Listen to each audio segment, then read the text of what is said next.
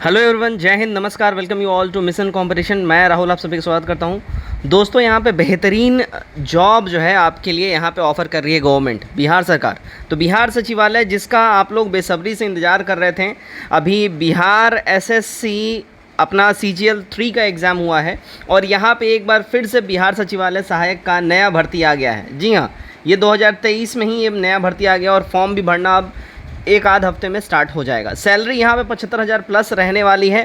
Post इसमें कौन कौन से हैं देखिए, सचिवालय सहायक, सहायक अवधायक, डाटा एंट्री ऑपरेटर और LDC वगैरह का पोस्ट यहाँ पे इंक्लूडेड है। यहाँ पे आपके सामने यहाँ पे ऑफिशियल नोटिस मैं आपके साथ शेयर कर रहा हूँ और इस वीडियो में टोटल सीट, सिलेक्शन प्रोसेस, जो भी है सिलेबस, सब कुछ यहाँ पे डिस्कस करेंगे। कब से फॉर्म अप्लाई होने वाला है ये भी डिस्कस करेंगे। तो वीडियो में आखिर तक बने रहिए। पहली बार चैनल पे आ रहे हैं, चैनल सब्सक्राइब कर लीजिए और वीडियो को शेयर करिए अपने मित्रों में जो भी इस ऐसे जॉब्स के लिए जो भी तत्पर हैं। ठीक है, तो चलिए हम लोग आते हैं अपने ऑफिशियल नोटिस के ऊपर में और फिर आगे की बातें मैं आपके साथ करूँगा। यहाँ पे देखिएगा आपके सामने ऑफिशियल नोटिस ये आ गया है।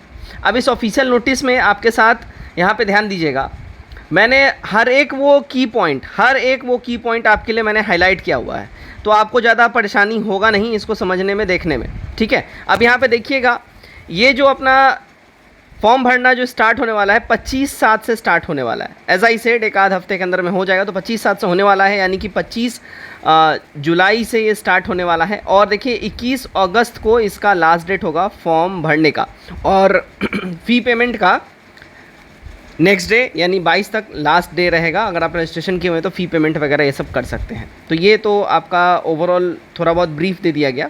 यहाँ से हमारा डिटेल नोटिस स्टार्ट होता है।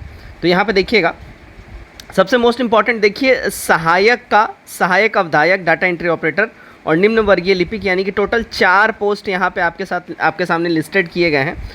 यहाँ पे जितने भी इंपॉर्टेंट बात है मैंने हाईलाइट कर दिया है। देखिए 35% जो सीटें हैं वो रिज़र्व रखा गया है फीमेल्स के लिए। देखिएगा यहाँ पे साफ साफ लिखा गया है 35%, 35% क्षैतिज आरक्षण के तहत महिलाओं हेतु जो रिज़र्व पोस्ट है यहाँ पे दिया गया है। अब सहायक का जो है टोटल देखिए 30 पोस्ट है। अच्छा, 30 पोस्ट में से ये ऊपर वाला जो है टोटल पोस्ट की संख्या है और नीचे वाला जो 10 गो है ना, ये केवल फीमेल के लिए रजिस्टर मतलब जो है ये रिज़र्व है, ध्यान रखिएगा। सहायक अवधायक का एक ही पोस्ट है और यहाँ पे डाटा एंट्री ऑपरेटर के 40 पोस्ट हैं, जिसमें से 14 महिलाओं के लिए रिजर्व्ड है। निम्न वर्गीय लिपिक के लिए 9 पोस्ट हैं, जिसमें से 13 जो है फीमेल्स के लिए रिजर्व्ड है।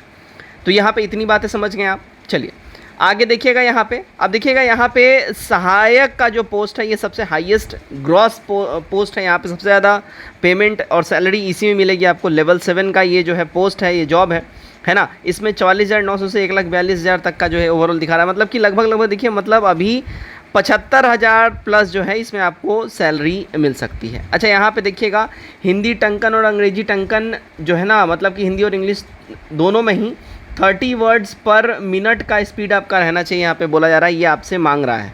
बाकी सो ऑन लेवल 4 का पोस्ट है यहाँ पे सहायक अवधायक और डाटा एंट्री ऑपरेटर का लेवल 4 का ये भी है और लेवल 2 का है LDC है यहाँ पे, निम्न वर्गीय लिपिक। ठीक है, तो ओवरऑल यहाँ पे है।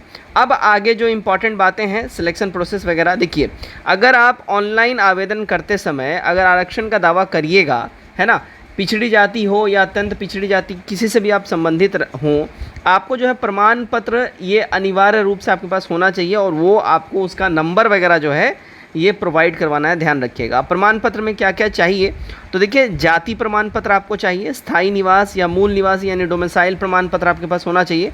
क्रीमी लेयर अगर OBC अगर आप हैं तो यहाँ पे बोल रहा है क्रीमी लेयर रहित प्रमाण पत्र।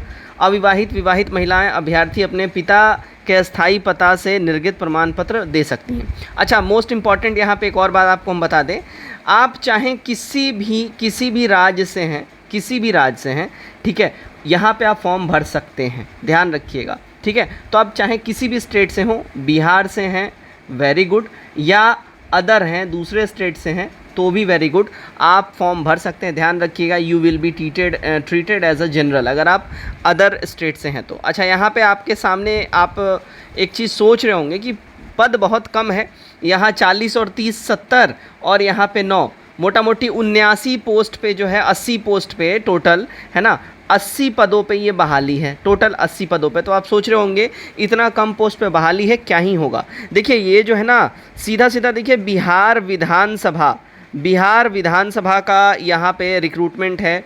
तो यहाँ पे अन्य अलग अलग पदों पे जो बहाली निकली बिहार विधानसभा के तहत निकली, और इसमें ये बहुत हाईएस्ट पोस्ट है अभी तक। इतना पोस्ट पे वहाँ पे बहाली तुरंत आती नहीं है, ध्यान रखिएगा। तो बहुत ही गोल्डन अपॉर्चुनिटी है, आप लोग इसको ज़रूर ग्रैब करिए। आगे हम लोग इसमें और डिटेल में जो इंपॉर्टेंट बातें हैं वो हम लोग देखते हैं। अब यहाँ पे देखिएगा उम्र सीमा की बातें करी गई हैं। तो मिनिमम एज जो है सहायक एवं सहायक अवधायक पोस्ट के लिए 1/1/2023 से कैलकुलेट किया जाएगा। उस हिसाब से आपकी मिनिमम एज 21 होनी चाहिए, ठीक है। और डाटा एंट्री ऑपरेटर और निम्न वर्गीय लिपिक के लिए 1/1/2023 से आपकी मिनिमम एज 18 होनी चाहिए, ठीक है। तो सहायक और सहायक अवधायक के लिए 21 और डाटा एंट्री ऑपरेटर निम्न वर्गीय लिपिक के लिए 18 होनी चाहिए, ठीक है। अधिकतम आयु सभी पदों के लिए, चाहे सहायक अवधायक और सहायक का पोस्ट हो या डाटा एंट्री ऑपरेटर या एलडीसी का पोस्ट हो, 37 ईयर्स है जनरल मेल के लिए, है ना। उसके बाद महिलाएं, पिछड़ा वर्ग के लिए, अत्यंत पिछड़ा वर्ग के महिला पुरुष सब के लिए 40 वर्ष है। अनुसूचित जाति अनुसूचित जनजाति पुरुषों के लिए 42 वर्ष है। तो ये मिनिमम और मैक्सिमम एज यहाँ पे मैंने आपको ये बता दिया, ठीक है। अब यहाँ पे देखिएगा, परिषद सचिवालय द्वारा मैट्रिकुलेशन या समतुल्य अगर प्रमाण पत्र आपके पास है, तो उनमें जो उम्मीदवार का जो एज अंकित होगा उसी के द्वारा जो है उनको एज में रियायत या जो भी अगर एज रिलैक्सेशन की बात वो करेंगे तो उनको दी जाएगी। परीक्षा की जो पद्धति होगी अगर इसकी हम बात कर ले, देखिए सहायक और सहायक अवधायक, डाटा एंट्री ऑपरेटर और निम्न वर्गीय लिपिक सभी पदों के लिए जो है सीधी भर्ती हेतु कुछ तरीके यहाँ पे दिए गए हैं, ऐसे परीक्षा हो सकता है। देखिए सबसे पहले जान लीजिए, ये OMR बेस्ड यानी पेन पेपर बेस्ड ये एग्जामिनेशन है, कंप्यूटर पे नहीं होगा, ऑफलाइन मोड का एग्जामिनेशन है, ठीक है। तो प्रारंभिक परीक्षा देखिए यहाँ पे बोला जा रहा है 3 चरणों में परीक्षा होगी। प्रारंभिक परीक्षा यानी OMR बेस्ड ही रहेगा, ठीक है। यहाँ पे उत्तर पुस्तिका आधारित ऑप्शनल जो यहाँ पे आपको ऑप्शन दिए जाते हैं वो सब रहेगा, ठीक है। उसके बाद हिंदी और अंग्रेजी में टाइपिंग आपके पास होना चाहिए, कंप्यूटर आधारित ये एग्ज़ाम होगा, ठीक है। और MS office word processing computer आधारित परीक्षा भी होगी, यानी कि आपको MS वर्ड वगैरह का भी जानकारी चाहिए। और थर्ड जो है बोला जा रहा है मेंस की परीक्षा होगी, ये वर्णनात्मक होगा, एस्से वगैरह इसमें आपसे पूछा जाएगा। तो ध्यान रखिएगा, आपका जो मेरिट बनेगा, है ना, मेरिट जो है आपका टाइपिंग पे, ठीक है, ध्यान रखिएगा, टाइपिंग पे और मेंस के ऊपर में जो है आपका मेरिट बनेगा। तो दिस इज़ वेरी इंपॉर्टेंट। ये अगर आपको अगर टाइपिंग आती है बहुत अच्छी बात है, नहीं आती अभी से लग जाइए। अब इसका सिलेबस भी हम लोग डिस्कस कर लेते हैं, ठीक है। तो यहाँ पे मैंने ऑलरेडी बता दिया है 30 वर्ड्स पर मिनट आपको चाहिए। मेधा सूची अभी मैंने आपको बताया कि कैसे कैसे होगा, जो आपका टाइपिंग और मेंस के हिसाब से होगा। अब देखिए सहायक अवधायक के लिए यहाँ पे 3 चरणों में होगी भर्ती, जो अभी मैंने ऊपर बताया है वो सब कुछ यहाँ समझ लीजिए, ठीक है। सहायक अवधायक के पदों के लिए सीधी भर्ती में 50 अंकों की हिंदी में, 50 अंकों की अंग्रेजी में, मूल 100 अंकों में 1 घंटा MS ऑफिस वर्ड प्रोसेसिंग की जांच ली जाएगी। यानी कि MS ऑफिस वर्ड के ऊपर में जो है बेसिकली आपको 50 वर्ड्स हिंदी में और 50 वर्ड्स अंग्रेजी में टाइप करना, बेसिकली वो आपका यहाँ पे MS ऑफिस वर्ड के ऊपर में जांच होगा। मेधा सूची, मुख्य परीक्षा में प्राप्त अंक के आधार पर मेधा सूची तैयार की जाएगी। भर्ती प्रक्रिया के किसी भी चरण में असफल घोषित उम्मीदवार अगले चरण की जांच परीक्षा के लिए योग्य नहीं होंगे, ठीक है। तो यहाँ पे ये आपको ओवरऑल बता दिया गया है। अब यहाँ पे देखिएगा प्रारंभिक परीक्षा में क्या क्या कैसे कैसे मामला रहेगा, ठीक है। तो प्रारंभिक परीक्षा के सभी प्रश्न जो है वस्तुनिष्ठ होंगे, है ना, यानी MCQs बेस्ड होंगे। और प्रत्येक प्रश्न हेतु उत्तर के लिए दिए गए विकल्पों में से किसी एक का आपको चयन करना रहेगा। आप देखिएगा 2 घंटे का पेपर होगा और 100 को क्वेश्चन पूछेगा, पर क्वेश्चन 4 नंबर का होगा, ठीक है। यानी कि 400 नंबर का आपका पेपर रहेगा, ठीक है।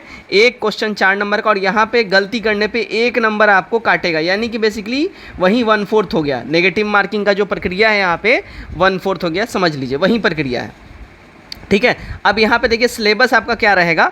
तो सामान्य अध्ययन यानी कि GS से आपसे 40 सवाल सीधा सीधा पूछेगा।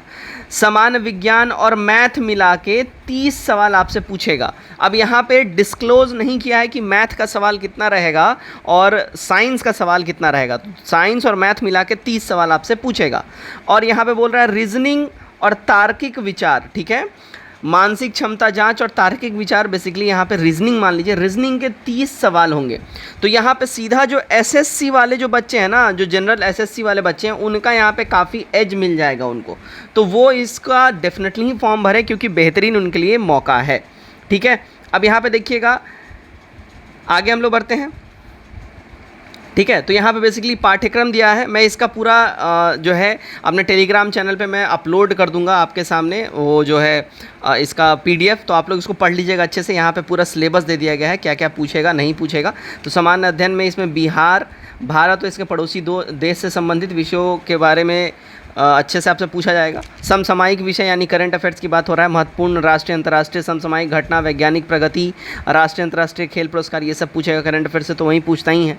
अब भारत और इसके पड़ोसी देशों का इतिहास, भारत का, बिहार का इतिहास, ये सब बेसिकली इसमें आ जाता है खंड में। तो सामान्य अध्ययन में 2 खंड में दिया है, इसमें टोटल आपका ये सारा आ जाता है। समान विज्ञान और गणित में देखिए, इसमें सामान्यतः मैट्रिक स्तर के निम्न विषय के यथासंभव प्रश्न पूछे जाएंगे। सामान्य विज्ञान में भौतिक शास्त्र, रसायन शास्त्र और जीव विज्ञान यानी कि फिजिक्स, केमिस्ट्री एंड बायोलॉजी, तीनों ही पोर्शन से आपसे सवाल पूछे जाएंगे। गणित में यहाँ पे मेंटल एबिलिटी यानी कि ओवरऑल जो 10th लेवल का आपका बेसिक रहता है वो पूछेगा। मुख्य परीक्षा का पाठ्यक्रम एवं अंकों का विवरण जो यहाँ पे दिया गया है। पहला जो पत्र होगा वो 100 अंकों का होगा, 2 घंटे का इसका अवधारणा होगा, ठीक है, सहायक का। इसमें हिंदी भाषा ज्ञान, निबंध, पत्र लेखन, व्याकरण, वाक्य विन्यास, संक्षेपण, ये सब इसमें पूछे जाएंगे, ठीक है। अच्छा, स्पष्टीकरण यहाँ पे साफ साफ दिया गया है कि मुख्य परीक्षा के प्रथम पत्र हिंदी विषय में अर्हत 30% हैं जो अनिवार्य होगा, ठीक है। यानी कि मुख्य परीक्षा में जो आपका जो हिंदी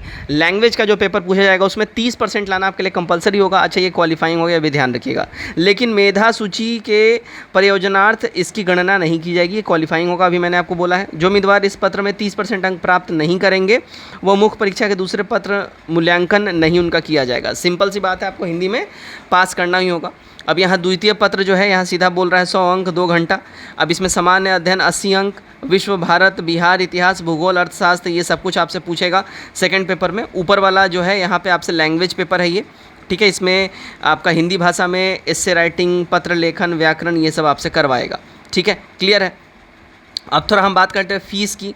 अब देखिएगा, परीक्षा शुल्क जो है सहायक, अवधायक, डाटा एंट्री ऑपरेटर, निम्न वर्गीय लिपिक प्रत्येक पद हेतु बिहार राज्य के अनुसूचित जाति, अनुसूचित जनजाति, SC ST के लिए 600 रुपया आपको देना है।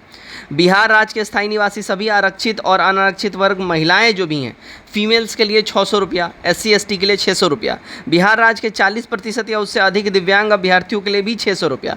यहाँ पे फीमेल के लिए, SC ST के लिए और डिसेबल्ड जो पर्सनस हैं उनके लिए 600 रुपया साफ साफ रखा गया है।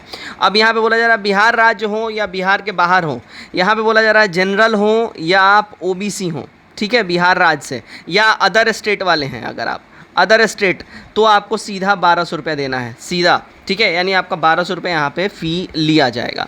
तो ओवरऑल यही सारी बातें हैं। यहाँ पे देखिए 15 तारीख से जो है, माफ़ कीजिए 25 तारीख से जो है आपका फॉर्म भराना स्टार्ट हो जाएगा, यहाँ पे मैंने आपको बता दिया है। और लास्ट डेट 21/8/2023 रहेगा। तो जो इच्छुक हैं डेफिनेटली इसको आप लोग फिल करिए और डेफिनेटली ही वीडियो को अपने दोस्तों के साथ, मित्रों के साथ शेयर करिए। चैनल पहली बार हैं, वीडियो को लाइक करिए, चैनल सब्सक्राइब करिए। धन्यवाद।